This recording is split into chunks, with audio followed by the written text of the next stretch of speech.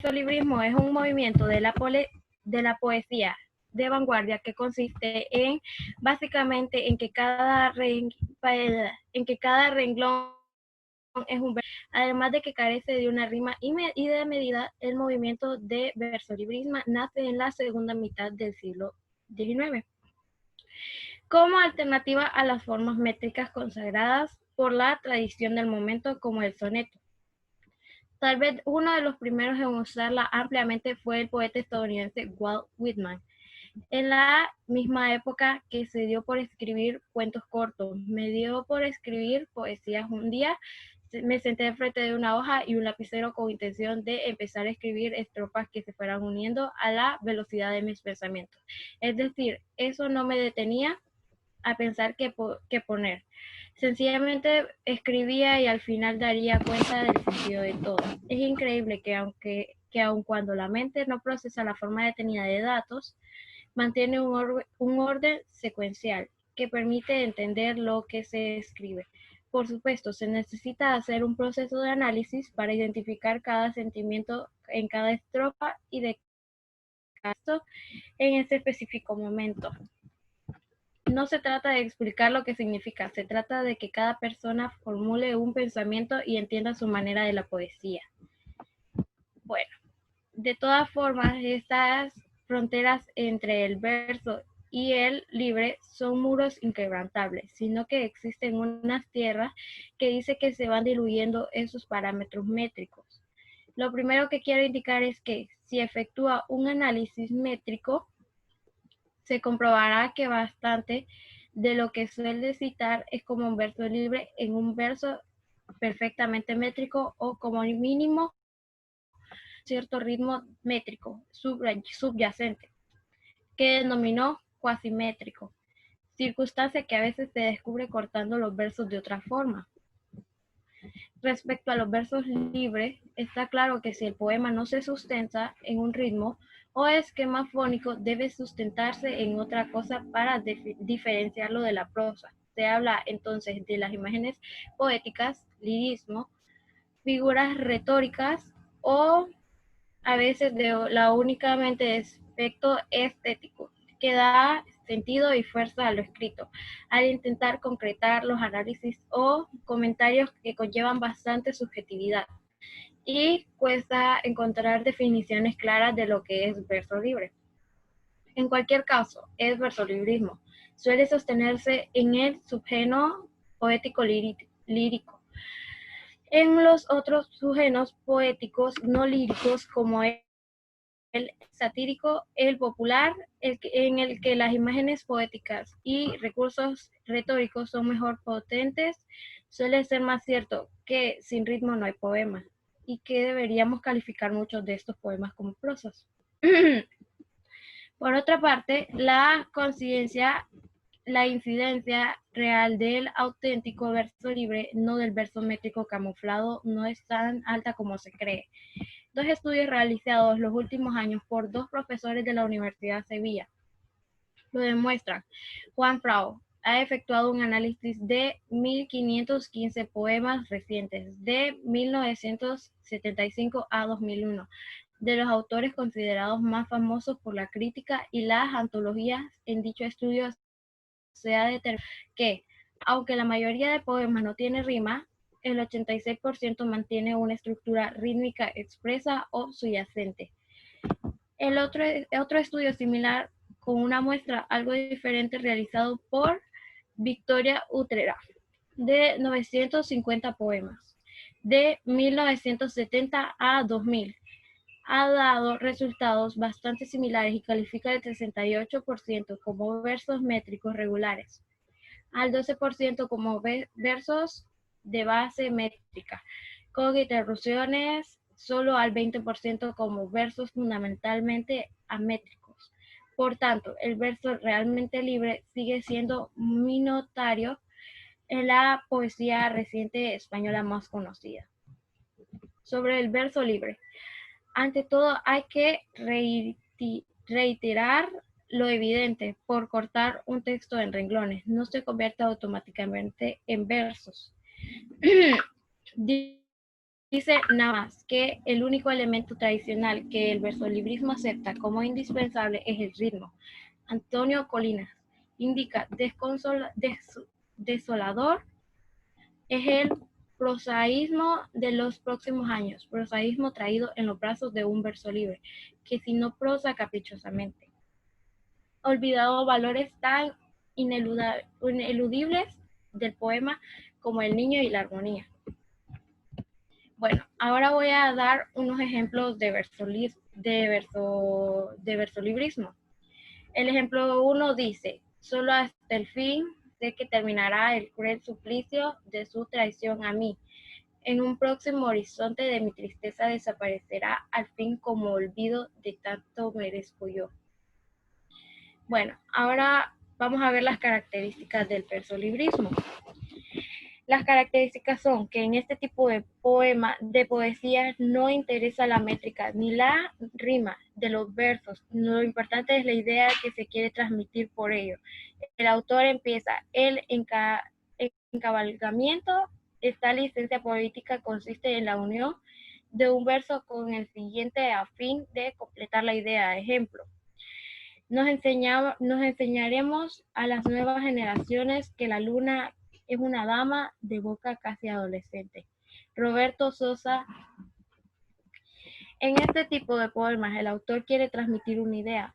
El verso libre da total licencia a realizar cualquier combinación métrica de sujeción y rima ni medida establecida previamente. No obstante, este tipo de composición no es sencilla, ya que debe lograr la música calidad propia de poesía por medio del acento interno de sus versos, como la muestra del fragmento del escritor salvadoreño Roque Daltó. No pronuncies mi nombre, es el título del poema. Cuando sepas que he muerto, no pronuncies mi nombre, porque se detendrá la muerte y el reposo. Tu voz es la campana de los 5 sentidos. Sería el tenue faro buscando mi nombre. Cuando sepas que he muerto, y sílabas extrañas, pronuncia. Flor, abeja, lágrima, pan, tormenta. No dejes que tus labios hallen mis 11 letras. Tengo sueño, he amado, he ganado el silencio. No pronuncies mi nombre. Cuando sepas que he muerto, desde la oscura tierra vendría por tu voz. Y pues ese ha sido el tema de todo lo que he estado explicando. Ok, cuando página 160, permítame, yo lo 156, es la página del tema de Loani. En pocas palabras y de manera resumida, cuando hablamos de versolibrismo, estamos hablando de una forma poética en la cual el poema carece de rima. Yo no sé si ustedes se acuerdan que cuando estábamos hablando de los elementos del poema y yo les mencionaba que estos eran el ritmo, la rima, la métrica, les decía que hay dos tipos de rima, ¿verdad? La rima asonante y la rima consonante, pero que también sucede que a veces vamos a encontrar poemas donde no tenemos ni una rima consonante ni una rima asonante. Entonces, cuando pasa eso, cuando no rima los versos en todo el poema, entonces ahí es donde vemos el versolibrismo. O sea, no hay verso, no hay rima, no hay presencia de rima en ellos y por ende se consideran como versos libres. Por eso se llama versolibrismo, versos libres dentro de la poesía. ¿Okay? Pueden existir dos tipos de versolibrismo. El versolibrismo no solo trata de que no hay rima, sino que también no hay una métrica. Si ustedes recuerdan, cuando ustedes hacían los ejercicios de sacar métrica de versos, aunque no les daba el mismo número de versos en cada línea, sí les daba que pertenecían todos o al arte mayor o todos al arte menor. ¿Okay? Cuando pasa eso es que hay métrica. Ahora, en un versolibrismo va a pasar que un verso va a ser de arte mayor, otro de arte menor, otro de arte mayor, otro de arte menor, o van a haber 3 de arte mayor seguidos y luego otro de arte menor. Entonces, cuando no existe una métrica, una medida exacta en versos, entonces es ahí también donde carece de métrica el poema y por ende tenemos ahí otra forma poética que se denomina versolibrismo. Entonces, hay dos tipos de versolibrismo, como les decía. Uno, donde lo único que falta en el poema es la rima, y otra, donde falta la rima y falta la métrica. ¿Podemos encontrar versolibrismo en un poema? Sí. Estos que colocó aquí Loani en la que me mandó Loani para colocar en la presentación son algunos ejemplos. Le voy a leer el tercero, por ejemplo. Sobre la nieve se oye resbalar la noche, la canción caía de los árboles, y tras la niebla daban voces. De una mirada encendí mi cigarro. Cada vez que abro los labios, inundo de nubes el vacío. En el puerto, los mástiles están llenos de nidos y el viento gime entre las olas de los pájaros. Las olas mecen el navío muerto, yo en la orilla silbando miro las estrellas que humean entre mis dedos. Si se fijan, ningún verso rima. Y si se fijan, a simple vista también podemos ver por la estructura que se ve que tampoco tiene la métrica exacta. Hay un verso que va a ser de arte menor, otro que van a ser de arte mayor. Cuando eso pasa, ahí vemos la presencia de versolibrismo, que era lo que mencionaba Loani. Dentro de sus características, ella decía que a esto no le interesa que la métrica sea perfecta, y tampoco le interesa que los versos tengan presencia de la rima, ¿verdad? Ya sea asonante o consonante, no le importa, simplemente quiere escribir lo que siente en ese momento sin analizar si las palabras van a tener ritmo vocal final igual o no. Entonces lo que único que buscan, entonces lo que pasa ahí es eso, carencia de rima dentro de los versos. A eso se le conoce como versolibrismo, así de sencillo. Cuando un poema no rima es versolibrismo, y cuando no tiene una métrica exacta, como la que ustedes hacían en las actividades anteriores. Bueno, después vamos a resolver la página 157 porque aún nos falta la exposición de Nevelin. El tema de Nevelin es corto. Nevelin, ¿va a ser extensa su exposición o va a ser corta? Va a ser corta, profe, solo lo más importante. Tenemos 3 minutos, creo que con el tema que a usted le toca lo podemos cubrir. Les vamos a buscar la página 164 de su libro con el tema del glosario, lo va a dirigir Nevelin. ¿Ok, Nevelin? Inicie. Bueno, primeramente, buenos días, maestros y compañeros. Pues yo les voy a hablar acerca del glosario. Bueno, nos ubicaremos en la página 164. Bueno, vamos a empezar. Dice que al glosario se le llama glosario a la lista de palabras técnicas o términos de un texto que necesitan la explicación de su contenido.